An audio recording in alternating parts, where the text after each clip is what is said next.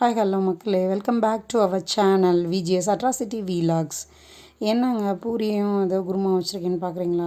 முட்டையை காட்டிகிட்டு இருக்கேன்னு பார்க்குறீங்களா? முட்டையில் தாங்க ஒரு கிரேவியை செய்ய போகிறோம். எப்படின்னு பார்க்கலாம் வாங்க.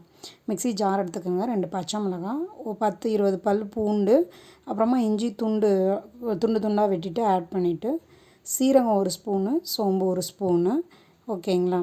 அதை ஆட் பண்ணிவிட்டு இதை வந்து பார்த்திங்கன்னா நம்ம நல்லா அரைச்சிட்டு வந்துட போகிறோங்க. அதுக்கிடையில் சாரிங்க சொல்ல மறந்துட்டேன், பட்டை லவங்கம் அன்னாச்சி பூ அதையும் சேர்த்து ஆட் பண்ணிக்கிறோம்.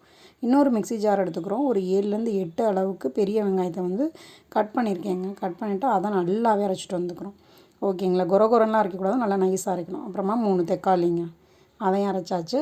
ஆல்ரெடி அரைச்சி வச்சுருக்கோம் இல்லைங்களா, பச்சை மிளகாய், இஞ்சி பூண்டு இதெல்லாம் போட்டு அதையும் இது கூடயே சேர்த்து. ஏன் அதை ஃபஸ்ட்டு தனியாக அரைச்சிட்டோன்னா அங்கங்கே திப்பியாக நின்றும் சீரகம் சோம்பெல்லாம் இது கூட போட்டு அரைச்சோன்னா, அதனால தான்.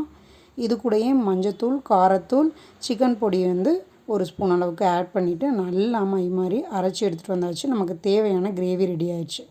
கடாய் வந்து அடுப்பில் வச்சுட்டோம். 5 ஸ்பூன் அளவுக்கு ஆயில் சேர்த்துக்கிட்டோம். பிரிஞ்சி இலை, ஏலக்காய் 1, அப்புறம் பெருங்காயம் 1 ஸ்பூன் அளவுக்கு, கருவேப்பிலை கொஞ்சங்க. நல்லா அது கொஞ்சம் நல்லா பொரிஞ்ச உடனே இப்போ அரைச்சி வச்சுருக்கோம் இல்லைங்களா, அதுதான் நம்மளோட கிரேவியோட தேவும். அந்த இதை வந்து நல்லா ஆட் பண்ணிக்கிறோம். இது ஒரு பதம் அளவுக்கு வந்து பார்த்திங்கன்னா நம்ம ஊற்றும் போதே நல்லா மிக்ஸ் பண்ணி விட்டுறணும். அந்த ஆயிலோட எசன்ஸு, ஏலக்காய் ஃப்ளேவர் எல்லாம் உள்ளே இறங்குறதுக்காக. இது வந்து கொஞ்சோண்டு தாங்க தண்ணி ஆட் பண்ணணும். ஏன்னா ஆனியனில் தண்ணி விடும், வதக்காமல் தான் அரைச்சிருக்கோம்.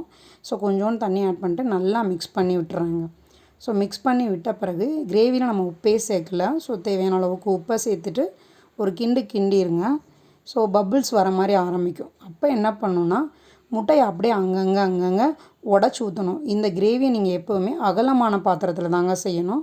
அப்படியே ஒவ்வொரு முட்டையாக நம்ம 6 முட்டை எடுத்துருந்தோம், 6ஐயுமே நாங்கள் உடச்சி ஊற்றிக்கிட்டாச்சு.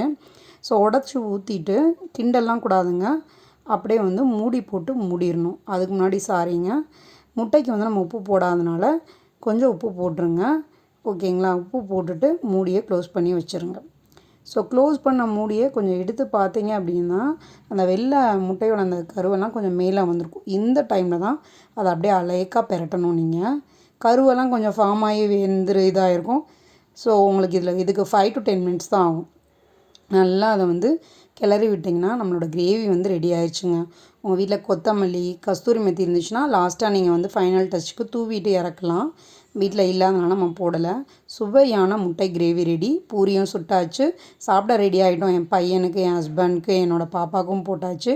எல்லோரும் போட்டு முடிச்சுட்டு நானும் சாப்பிட்டேங்க. நீங்கள் என்ன சாப்பிட்டீங்கன்னு கமெண்டில் சொல்லுங்கள். தேங்க்யூ.